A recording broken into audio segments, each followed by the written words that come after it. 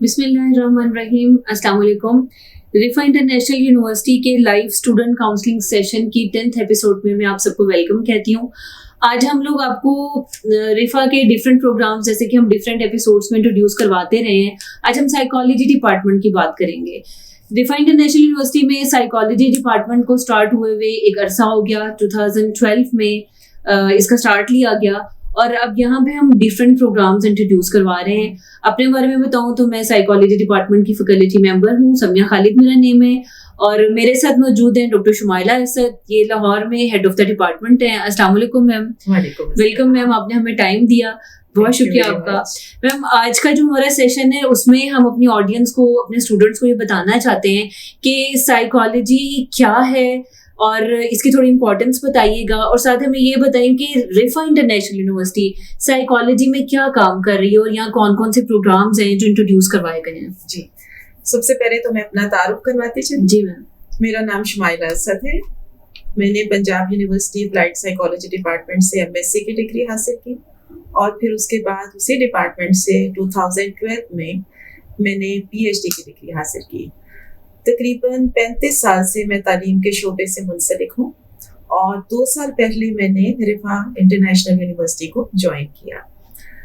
हमारा जो डिपार्टमेंट है जिसे हम Riphah institute of clinical and professional psychology के नाम से जानते हैं, इसका आगाज़ 2015 में हुआ था और इसके एस्टेब्लिशमेंट का जो मकसद था वो ये था कि यहाँ पर स्टूडेंट्स को तालीम के साथ साथ प्रोफेशनल स्किल्स भी सिखाई जाए, उन्हें एथिकल ट्रेनिंग भी दी जाए, उन्हें एथिकल वैल्यूज सिखाई जाए और उसके साथ साथ उन्हें एडवांस रिसर्च में भी महारत दी जाए। मुझे ये बताते हुए बहुत खुशी महसूस हो रही है कि हमारे डिपार्टमेंट में बहुत कॉम्पिटेंट फैकल्टी मेंबर्स मौजूद हैं, जिसमें 6 हमारे पास PhDs हैं और 7 हमारे पास MS क्लिनिकल साइकोलॉजिस्ट हैं। उनमें से 3 जो हैं वो PhD स्कॉलर्स भी हैं। तो इसमें हमारे पास फॉरेन फैकल्टी भी मौजूद है। तो ये हमारे डिपार्टमेंट की एक बड़ी स्ट्रेंथ है। जो प्रोग्राम हमारे पास चल रहे हैं उनमें BS honours, MS clinical psychology, MS industrial and organisational psychology, MPhil psychology, ADCP शामिल हैं। इसके साथ साथ हम PhD साइकोलॉजी भी स्टार्ट करने जा रहे हैं, जो बताते हुए मुझे बहुत खुशी महसूस हो रही है। और नियर फ्यूचर में हम 2 BS साइकोलॉजी के प्रोग्राम स्टार्ट कर रहे हैं, जिनमें एक एजुकेशनल साइकोलॉजी और एक BS हेल्थ साइकोलॉजी शामिल है। इसके साथ साथ हमें एक और जो मैं समझती हूँ कि हमारा बड़ा प्लस पॉइंट है कि हमने QIE कैंपस में रिहैब क्लिनिक के ज़ेरे एहतमाम एक क्लिनिक बनाया है, जिसमें हम डिफरेंट सर्विसेज प्रोवाइड कर रहे हैं, जिसमें मुख्तलिफ ज़हनी अमराज का इलाज भी किया जाता है और काउंसलिंग सर्विसेज भी दी जाती हैं, जिसमें family counselling, marriage counselling, career counselling और स्टूडेंट काउंसलिंग भी शामिल है। इसके अलावा हम डिफरेंट असेसमेंट की प्रोविजन जो है वो भी रखते हैं और अगर कोई अपनी शख्सियत की पैमाइश करवाना चाहता है या कोई अपना IQ टेस्ट करवाना चाहता है या कोई एप्टीट्यूड टेस्ट करवाना चाहता है तो वो हमारे पास इस क्लिनिक में आकर ये फैसिलिटी हासिल कर सकता है। Thank you so much ma'am, आपने इतनी डिटेल बताई कि इतना कुछ हम रिफा यूनिवर्सिटी में करवा रहे हैं। मैं यकीनन हमारी ऑडियंस को, स्टूडेंट्स को पता है कि जो हमारे मुल्क के हालात चल रहे हैं और जो प्रॉब्लम्स हैं उसमें जहाँ कम्युनिकेबल डिजीजेस बढ़ती जा रही हैं, वहाँ पे अब नॉन कम्युनिकेबल डिजीजेस भी बहुत ज़्यादा हो गई हैं।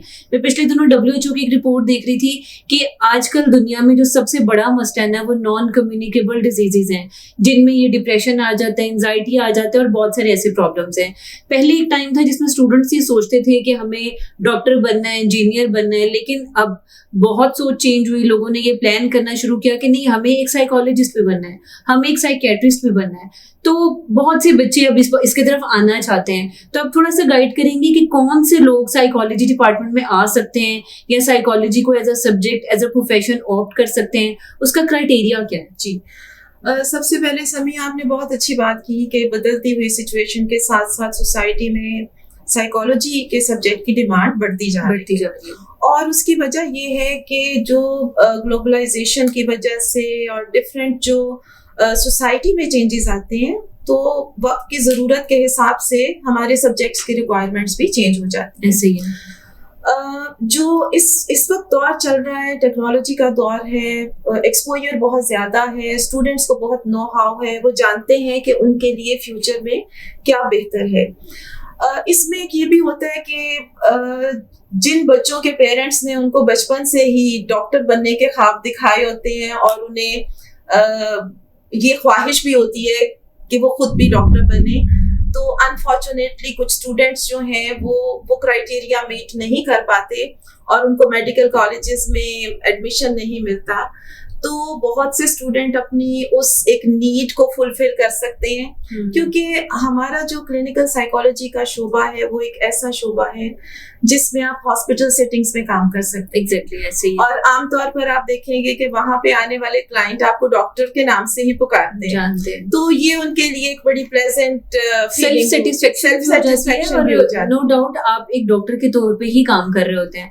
मुझे ऐसा लगता है कि जो एक डॉक्टर होता है उसको तो आपकी प्रॉब्लम्स नजर आ रहे होते हैं, सिम्टम्स नजर आ रहे होते हैं, वो ट्रीट करता है, लेकिन एक साइकोलॉजिस्ट का जो काम होता है वो ज्यादा टफ होता है। क्योंकि चीजें नजर नहीं आ रही, उसने एक्सप्लोर करना है और उसके बाद उसे ट्रीट करना है। बहुत खूबसूरत प्रोफेशन है ये। और अभी आपने इसके साथ एक और बात की थी कि कौन से स्टूडेंट्स जो हैं वो इसको ज्वाइन कर सकते हैं और आगे उनके लिए क्या प्रोस्पेक्ट्स हैं, मैं वो भी बताती चलूं। जी एक तो मैंने अभी बताया कि एफएससी के बाद स्टूडेंट्स जो हैं और इंटर के बाद भी स्टूडेंट्स बीएस ऑनर्स साइकोलॉजी में कर सकते हैं। और इसके बाद की जो हमारी डिग्री है वो एमएस क्लिनिकल साइकोलॉजी की है, जिसके बाद वो किसी भी हॉस्पिटल में या क्लिनिक में एज क्लिनिकल साइकोलॉजिस्ट काम कर सकते हैं। अच्छा, मतलब फर्स्ट स्टेप ये है कि अगर किसी ने एफएससी, आईसीएस या इंटरमीडिएट किसी भी सब्जेक्ट में कर लिया, उसके बाद वो बीएस साइकोलॉजी में आ सकता है। जी बिल्कुल ऐसे ही बिल्कुल ऐसे ही, बस उसके लिए 45% मार्क्स का होना जरूरी है। सही। Thank you so much ma'am.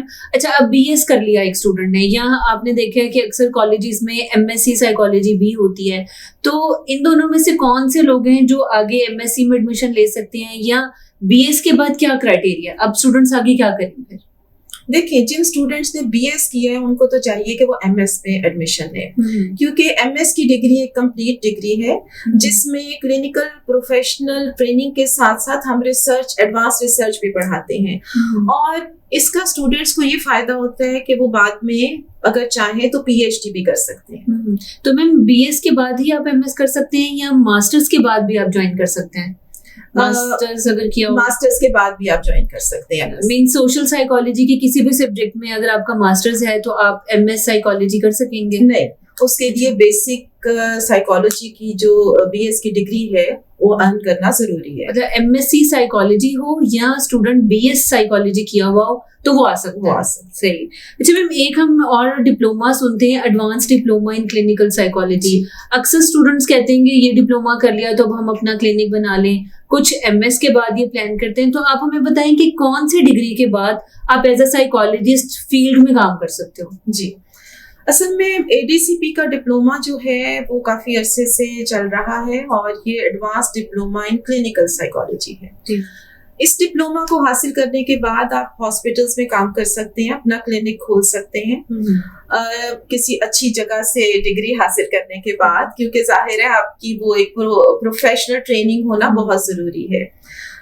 MS के बाद भी हॉस्पिटल सेटिंग में काम किया जा सकता है, लेकिन एडीसीपी करने के बाद आपको एक डिग्री और लेनी पड़ेगी अगर आपने पीएचडी करनी है। अच्छा जी, तो वो कौन सी? तो उसके लिए मेरा ख्याल है कि अगर स्टूडेंट्स को बताती चलो कि हमारे पास टॉप अप की एक प्रोविजन मौजूद है। अगर आपने एडीसीपी में डिप्लोमा किया हुआ है तो उसके बाद 1 साल का टॉप अप करने के बाद आपको एमएस की डिग्री मिल जाती है। तो उसमें आपके पास एक ये प्रोविजन होता है कि किसी टाइम पे अगर आप पीएचडी करना चाहें तो आप वो भी कर सकते हैं। अच्छा, यानी कि ये स्टूडेंट्स को बहुत क्लियर होना चाहिए कि अगर आपने बीएस या एमएससी साइकोलॉजी की है उसके बाद आप एडीसीपी भी कर सकते हैं, एमएस क्लिनिकल साइकोलॉजी भी कर सकते हैं, लेकिन अगर आपने एडीसीपी किया है तो उसके बाद पीएचडी में आप एडमिशन नहीं ले सकेंगे जब तक कि आप 1 year extra study MS top up नहीं कर लेते। और अगर आपने एमएस किया तो उसके बाद कोई एक्स्ट्रा स्टडीज नहीं है, आप डायरेक्ट पीएचडी कर सकते हैं। अच्छा मैम, बीएस के बाद या एमएससी साइकोलॉजी के बाद, एक तो एमएस क्लिनिकल साइकोलॉजी आपने बताया, एडीसीपी बताया, और क्या ऑप्शंस हैं, मतलब और स्टूडेंट क्या कर सकते हैं? हमारे पास ये प्रोविजन मौजूद है कि एमफिल साइकोलॉजी भी है हमारे पास, और हमारे पास MS industrial and organisational psychology भी है। जरूरी नहीं है कि तमाम बच्चे जो हैं वो क्लिनिकल साइड पे ही जाना चाहे, तो हमारे पास और एरियाज भी मौजूद हैं, और इसी को मद्देनजर रखते हुए हमने इंडस्ट्रियल एंड ऑर्गेनाइजेशनल साइकोलॉजी का प्रोग्राम स्टार्ट किया है, जिसमें आप बीएस के बाद एडमिशन ले सकते हैं। और इंडस्ट्रियल एंड ऑर्गेनाइजेशनल साइकोलॉजी में एमएस करने के बाद आप आगे पीएचडी भी कर सकते हैं, और आप डिफरेंट ऑफिसेस में, इंडस्ट्री में, किसी भी ऑर्गेनाइजेशन में एज एमएस साइकोलॉजिस्ट के तौर पे काम कर सकते हैं। सही, क्योंकि अक्सर स्टूडेंट्स पहले तो उन्होंने इंटर के बाद प्रॉब्लम आया कि हम क्या सब्जेक्ट रखें, बीएस कर लिया, बीएस के बाद फिर बड़े कंफ्यूज होते हैं कि क्या हमें एमफिल करना चाहिए, एमएसआईओ करना चाहिए, या हमें एमएस क्लिनिकल साइकोलॉजी करना चाहिए। तो आप क्या सजेस्ट करेंगे कि मतलब अकॉर्डिंग टू प्रोफेशन, कि आगे वो जिस प्रोफेशन में जानना चाहते हैं उसके अकॉर्डिंग इन एरियाज में से किसको ऑप्ट करें वो? देखिए, ये डिपेंड करता है आपकी बेसिक इंटरेस्ट और नीड पे। सही, क्योंकि कुछ लोग शुरू से ही बहुत क्लियर होते हैं कि उन्होंने क्या करना है, और कुछ बीएस के बाद सोच रहे होते हैं कि हमने क्या करना है। तो अगर तो आपका एक पैशन है कि आप क्लिनिकल साइड पे जाना चाहते हैं, तो आप उस प्रोफेशन को ज्वाइन करें। अगर आप रिसर्च में जाना चाहते हैं तो आप एमफिल को ऑप्ट कर सकते हैं, और उसके बाद फिर आप एमएस के बाद आप या एमफिल के बाद पीएचडी में दाखिला ले सकते हैं। सही, thank you so much ma'am. Ma'am, Riphah में जैसे इतना कुछ यहाँ पे माशाल्लाह हम लोगों ने स्टार्ट किया हुआ है, तो रिफा अपने स्टूडेंट्स को कैसे फैसिलिटेट करता है? अगर हम स्टडीज़ के हवाले से बात करें, अगर हम प्रोफेशनल लाइफ की बात करें, तो काइंडली अगर इसके बारे में आप हमें बताएं। जी, मैं आपको बताती चलूँ कि स्टूडेंट्स के लिए हमारे पास स्कॉलरशिप्स मौजूद हैं। सही, और 20% एंड अबव स्कॉलरशिप जो हैं वो स्टूडेंट्स को उनकी नीड बेस भी होते हैं, और उनकी अच्छी कारकर्दगी या उनके मार्क्स की बुनियाद पे भी उनको दिए जाते हैं। लेकिन उसके लिए ये है कि आपको अपना वो मयार कायम रखना पड़ता है, और अगर वो किसी स्टेज पे आकर अपने उस मयार से नीचे आ जाते हैं, तो फिर शायद ये जो स्कॉलरशिप है वो विथड्रॉ भी हो सकता है। मतलब कि सिर्फ ये नहीं कि आपने स्कॉलरशिप ले लिया और उसके जो अगर बीएस में लिया तो 8 सेमेस्टर स्कॉलरशिप मिलेगा। It's depend on the ability of the student, कि जितनी उसकी एबिलिटी है वो अपने जीपीए को मेंटेन रखता है तो वो स्कॉलरशिप भी कंटिन्यू रहेगा। सही, थैंक यू सो मच। और मैम, प्रोफेशनल लाइफ में मतलब कैसे रिफा जो उनसे हेल्प करता है स्टूडेंट्स की? जी, तो हमारे पास स्टूडेंट सर्विसेज का एक डिपार्टमेंट भी मौजूद है, और हम खुद भी, क्योंकि हम खुद साइकोलॉजिस्ट हैं और कैरियर काउंसलिंग में हम एक्सपर्ट्स हैं, तो हम स्टूडेंट्स को गाइड करते हैं कि वो किस किस प्रोफेशन में जा सकते हैं। हमारे पास एप्टीट्यूड टेस्ट है, हम उनकी बुनियाद पर उनको गाइड कर सकते हैं, करते भी हैं।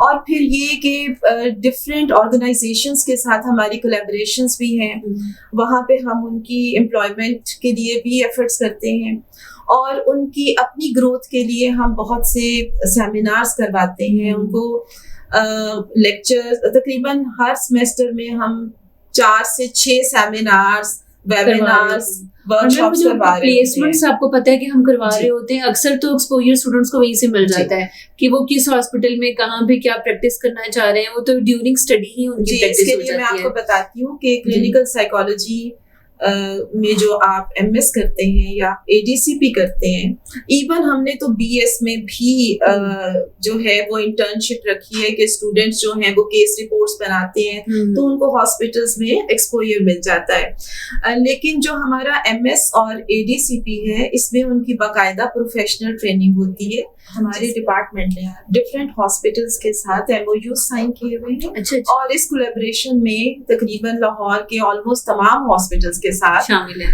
जी, हमारी और इसमें प्लेसमेंट के लिए हम स्टूडेंट्स को भेजते हैं, वहाँ पे उनकी ट्रेनिंग होती है, वहाँ पे उनको एक्सपोजर मिलता है डिफरेंट जो हमारे डिसऑर्डर्स हैं, और फिर डिफरेंट पेशेंट्स को हैंडल करना और फिर उस पे रिपोर्ट लिखना, तो वो एक बहुत अच्छी ट्रेनिंग उनकी हो जाती है। और वहाँ पे भी बड़े प्रोफेशनल एक्सपर्ट्स हैं जिनकी गाइडेंस में वो प्लेसमेंट कंप्लीट करते हैं। अच्छा मैम, इसी तरह MS इंडस्ट्रियल एंड ऑर्गेनाइजेशन में भी है कि वहाँ पे भी स्टूडेंट्स डिफरेंट ऑर्गेनाइजेशंस को ज्वाइन करते हैं और वहाँ पे अपनी सर्विसेज दे रहे होते हैं, ऐसा भी है? उसकी भी रिक्वायरमेंट है इंटर्नशिप की हमारे MS प्रोग्राम में, और ये भी बिल्कुल उसी तरह डिफरेंट ऑर्गेनाइजेशंस में जाकर वहाँ पे वो एम्प्लॉयज की ट्रेनिंग होती है। वहाँ पे डिफरेंट एक्टिविटीज हैं जिनमें वो इन्वॉल्व होते हैं। वो मार्केटिंग भी हो सकती है, वो ऑर्गेनाइजेशनल मैनेजमेंट भी हो सकती है, उसमें डिफरेंट चीजें हैं जिनमें वो इन्वॉल्व होते हैं, और इस तरह उनकी एक प्रोफेशनल ट्रेनिंग जो है वो कंप्लीट होती है। अच्छा, मैं यहाँ बताती चलूँ कि रिफा अपने स्टूडेंट्स को हमेशा फैसिलिटेट करता है, और उसकी एक एग्जांपल मैं खुद हूँ कि मैंने खुद पायनियर स्टूडेंट हूँ। साइकोलॉजी डिपार्टमेंट में मैंने अपनी स्टडीज कंप्लीट की, और जब मैंने जॉब के लिए अप्लाई किया तो मुख्तलिफ यूनिवर्सिटीज में अलग अलग ट्रेंड्स होते हैं, लेकिन रिफा अपने स्टूडेंट्स को इम्पोर्टेंस देता है। यानी कि ऐसा नहीं आपने यहाँ से डिग्री ले ली और उसके बाद आपको कहीं और अप्लाई करना है, आप अपनी यूनिवर्सिटी में भी अप्लाई कर सकते हो और यहाँ पे भी आप जॉब कर सकते हो। जी समिया, ये मैं यहाँ पे एक बात और प्रमोट करूंगी, इसलिए कि जब आप अपने एक स्टूडेंट को ट्रेन करते हो और आप उसको प्रोफेशनल ट्रेनिंग देते हो, तो वो हमारा एसेट होता है। हमने जिन वैल्यूज पे उसको ट्रेनिंग दी है, जो हमने उसको कॉम्पिटेंसी लेवल दिया है, हमें उस पर कॉन्फिडेंस होता है। बिल्कुल इसी तरह से ये मैम। अच्छा मैम, कुछ थोड़ा सा आप बताएंगे, अक्सर टीन एज होती है, जब स्टूडेंट लाइफ होती है तो स्टूडेंट्स का बड़ा दिल होता है कि कुछ एक्स्ट्रा करिकुलर एक्टिविटीज भी हों। मतलब ठीक है स्टडीज चल रही हैं साथ साथ, लेकिन उनकी ख्वाहिश होती है। तो इसमें यहाँ पे डिपार्टमेंट में या रिफा के अंदर क्या सेटअप है, या कौन कौन से प्रोग्राम्स होते हैं, कौन से इवेंट्स होते हैं, उसके बारे में आप बताएं। जी, पहले तो मैं अपने डिपार्टमेंट से शुरू करूंगी। जी, हमारे डिपार्टमेंट में जो इंटरनेशनल डेज आते हैं रिलेटेड टू इंटरनेशनल डेज, जो साइकोलॉजी से रिलेट हो रहे होते हैं, उन पर हम जरूर प्रोग्राम्स करवाते हैं। जैसे मेंटल हेल्थ डे की मैं आपको मिसाल दूंगी। हम मेंटल हेल्थ वीक भी जो है वो सेलिब्रेट करते हैं, और उसमें हम डिफरेंट कॉम्पिटिशन्स रखते हैं, जिसमें पोस्टर कंपटीशन है, जिसमें स्पीच कंपटीशन है, और इसके अलावा फिर हम और जो एक्टिविटीज हैं उनका इत्तेमाम पिछली दफा जो हमने करवाया उसके अंदर तो एवैल्यूएशन थी, फ्री स्टूडेंट को सर्विसेज दी जा रही थी। ऐसे हम एक कैंप भी लगा लेते हैं जिसमें हम स्टूडेंट्स को फ्री सर्विसेज देते हैं, ताकि वो आके अपनी जो भी असेसमेंट करवाना चाहें वो करवा सकते हैं। इसके अलावा डिफरेंट जो डेज होते हैं उनको सेलिब्रेट करने के अलावा मार्च भी मेंटल हेल्थ डे पे हम, जब कोविड की सिचुएशन नहीं थी तो मार्च भी होती थी। इसके अलावा जो यूनिवर्सिटी के ज़ेरे तमाम डिफरेंट स्पोर्ट्स के प्रोग्राम हैं, स्पीच कॉम्पिटिशन्स हैं, ऐसे राइटिंग कंपटीशन है, तो ये सारी एक्टिविटीज जो हैं, तमाम स्पोर्ट्स जो हैं वो मौजूद हैं, तो वो स्टूडेंट्स की एक ग्रोथ के लिए बहुत ज़रूरी है और वो हम प्रोवाइड करवाते हैं। सही। अच्छा मैम, एक डिग्री कंप्लीट होने के बाद हर बच्चे की भी ख्वाहिश होती है, उससे ज्यादा उसके पेरेंट्स की ख्वाहिश होती है कि कॉन्वोकेशन हो और उसमें हमारे बच्चे को डिग्री मिले और हम उसे देखें। तो रिफा की क्या यहाँ पे वैल्यूज हैं, क्या यहाँ पे कॉन्वोकेशंस होती हैं, या किस तरह से चलता है? जी बिल्कुल, यहाँ पे कॉन्वोकेशन होती है, और ये सिर्फ जो कोविड सिचुएशन की वजह से हमारी पिछले साल कॉन्वोकेशन नहीं हो पाई, वरना कॉन्वोकेशन में तमाम स्टूडेंट्स को डिग्रीज अवार्ड की जाती हैं, उन्हें मेडल्स दिए जाते हैं, सर्टिफिकेट्स जो है वो प्रोवाइड किए जाते हैं। सही। अच्छा, आपने कोविड की बात की, नो डाउट कोविड की वजह से बहुत सी जगहों पे बहुत से प्रॉब्लम्स हुए। एजुकेशन की बात करें तो एक डिजास्टर चेंज था, 2019 का एंड था, 2020 था, जब बहुत मुश्किल हो गया सिचुएशन को हैंडल करना कि अब अगर यूनिवर्सिटीज बंद हो गई हैं तो कैसे स्टडीज को कंटिन्यू किया जाए, स्टूडेंट्स को फैसिलिटेट कैसे किया जाए। तो रिफा की क्या एफर्ट्स थी, रिफा ने क्या किया उसमें, और अब इस टाइम चूंकि कोविड की वजह से अभी भी आपको पता है कि हर जगह पे ऑफ है, तो उसमें फिर रिफा की क्या मतलब कंट्रीब्यूशन? बहुत आपने अहम सवाल किया है, क्योंकि मुझे याद है कि जब कोविड की सिचुएशन हुई और अचानक गवर्नमेंट ने तमाम इदारे जो हैं वो बंद कर दिए, और बिल्कुल वो टाइम था जब हमारा सेमेस्टर स्टार्ट होने वाला था, स्प्रिंग सेमेस्टर। सही। और एकदम से हमें समझ नहीं आया कि क्या हुआ, बट यहाँ पे मैं रिफा इंटरनेशनल यूनिवर्सिटी की बहुत तारीफ करूंगी, क्योंकि एक तो इनके पास पहले ही एक इंफ्रास्ट्रक्चर मौजूद था और बहुत जल्दी हमने ऑन कैंपस से ऑनलाइन क्लासेस को शिफ्ट कर दिया। मगर उसके लिए जो हमने 1 माह तक रिगरस ट्रेनिंग्स की और हमें हर तरह की फैसिलिटी प्रोवाइड की गई, वो हमारे लिए एक बहुत मैं इसको समझती हूँ कि ये हमारे लिए एक बहुत ऐसा दौर था जिसमें हमारी मैक्सिमम लर्निंग हुई है, क्योंकि बहुत से लोग ऐसे थे मेरे जैसे जिनको शायद इतनी कमांड नहीं थी ऑनलाइन सिस्टम पर हमने सीखा और अल्हम्दुलिल्लाह रिफा ने बड़ा कंट्रीब्यूट किया। मतलब इतने छोटे स्टेप्स पे अपने टीचर्स को गाइड किया, अपने स्टूडेंट्स को गाइड किया कि कैसे, और उसकी वजह से आप देखेंगे 1 मंथ का भी गैप नहीं आया। मतलब इतना स्मूथली चलता रहा कि लगा ही नहीं कि मतलब आप एकदम से फिजिकल क्लासेस से एकदम से ऑनलाइन पे आप शिफ्ट हो गए। It was very challenging also, because मुझे याद है कि जब एग्जाम्स का टाइम आ रहा था, मिड टर्म करीब था, तो हमें समझ नहीं आ रहा था कि हमने करना क्या है। एचईसी की पॉलिसी आ गई, यूनिवर्सिटी ने भी अपनी पॉलिसी दे दी, लेकिन उस सब पे काम करना काफी मुश्किल था और हमने उस पे अल्हम्दुलिल्लाह पूरा एक स्ट्रक्चर बनाया और फिर हमने असेसमेंट क्राइटेरिया जो है उसको चेंज किया, असेसमेंट और फाइनल को चेंज किया और उसकी डिस्ट्रीब्यूशन की। फिर हमने उसके लिए कुछ ऐसा डिजाइन बनाया कि हम किस तरह से डिफरेंट चीजों को कंट्रोल कर सकते हैं। मैं समझती हूँ ये रिफा यूनिवर्सिटी का अपने एम्प्लॉयज के ऊपर ट्रस्ट था और उस ट्रस्ट ने इतनी मोटिवेशन दी कि हम भी वो सब कुछ करने में कामयाब हो गए, जो कि स्टूडेंट्स के लिए बेहतरीन था। और समिया अभी तक अल्हम्दुलिल्लाह के हमें ये ट्रेनिंग्स दी जा रही हैं और जहाँ मौका मिलता है हम इन ट्रेनिंग्स को जरूर अटेंड करते हैं और इससे हमारी अपनी नो हाउ में बहुत फर्क पड़ा है और हम इस काबिल हैं आज कि हम अपने स्टूडेंट को ऑनलाइन हर तरह की तालीम जो है वो प्रोवाइड कर रहे हैं और उनकी असेसमेंट भी कर रहे हैं और टाइमली जो है हमारे सेमेस्टर जो हैं वो कंप्लीट हुए और अल्हम्दुलिल्लाह ये सिस्टम बहुत अच्छा चला। अच्छा मैम, जहाँ पे कोविड की वजह से एकदम से घरों में सब चले गए और घर में बैठ के ही ऑनलाइन सब कुछ काम देखने पड़े, हमने ये देखा कि साइकोलॉजिकल प्रॉब्लम्स भी बहुत बढ़े। बहुत सारे लोगों में एंजाइटी हो गई, बहुत सारे डिप्रेशन में चले गए, मूड डिसऑर्डर्स, डिफरेंट सिम्टम्स आई। उसमें मैं पूछना चाहूंगी कि रिफा साइकोलॉजी डिपार्टमेंट की क्या कंट्रीब्यूशन थी, कैसे इन्होंने इस चीज को देखा, स्पेशली हमारे स्टूडेंट्स जो इस किस्म की फेजेस में चले गए, उसके लिए क्या काम किया? मैं आपको बताती हूँ कि मेरे अपने 2 स्टूडेंट्स को बहुत प्रॉब्लम आ रहा था। एक तो उनको कोरोना डायग्नोज हो गया, जिसकी वजह से वो फियर ऑफ कोरोना इतना हाइट पे था कि उन्होंने अपनी एजुकेशन को कंटिन्यू करने से रिफ्यूज कर दिया। फिर उनके पेरेंट्स को कॉल करना, फिर उनके डॉक्टर्स से बात करना, यूनिवर्सिटी लेवल पे ऐसे कोई नहीं करता जी, फिर उनको गाइड करना और ऐसा हुआ कि वो स्टूडेंट रिवाइव भी हुए और वापस आकर उन्होंने अपने जो कोर्स वर्क था उसको कंप्लीट भी किया।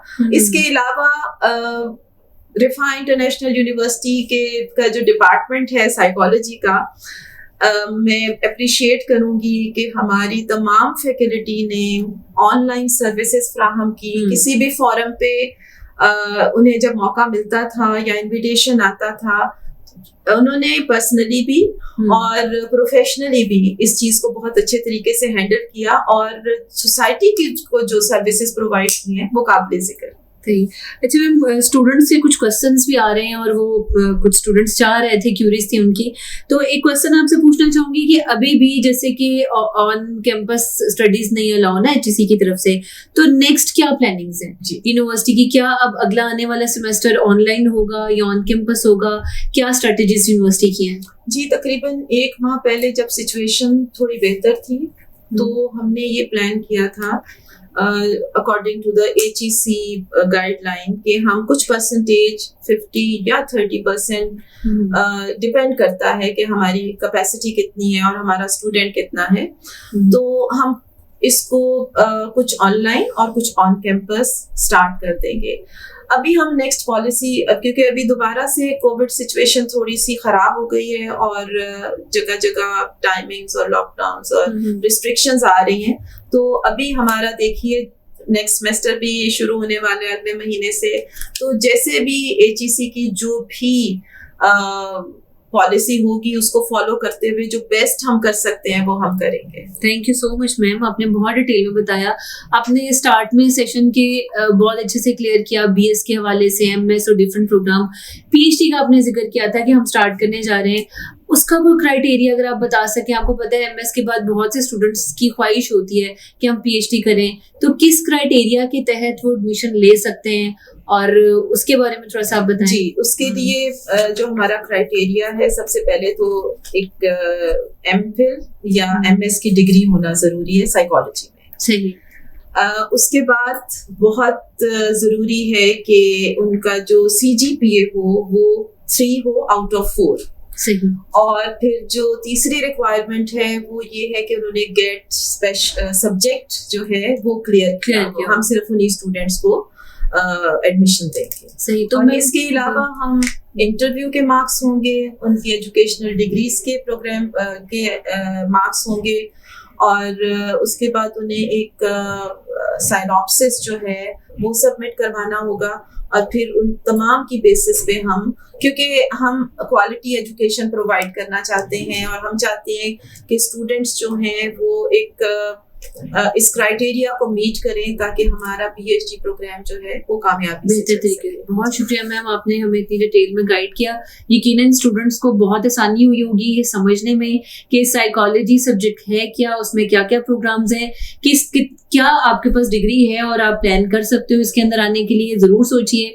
यहाँ पे जिस तरह मैम ने बताया कि नेशनली भी हमारे साथ स्कॉलर्स मौजूद हैं, लेक्चरर्स, टीचर्स मौजूद हैं, वहाँ पे इंटरनेशनली भी हमारे जो टीचर्स हैं वो हमें गाइड करते हैं, स्टूडेंट्स को पढ़ाते हैं, workshop, seminars, each and everything, वो की हर वो चीज़ प्रोवाइड की जाती है जो कि आपकी प्रोफेशनल लाइफ में आपकी हेल्प करेगी।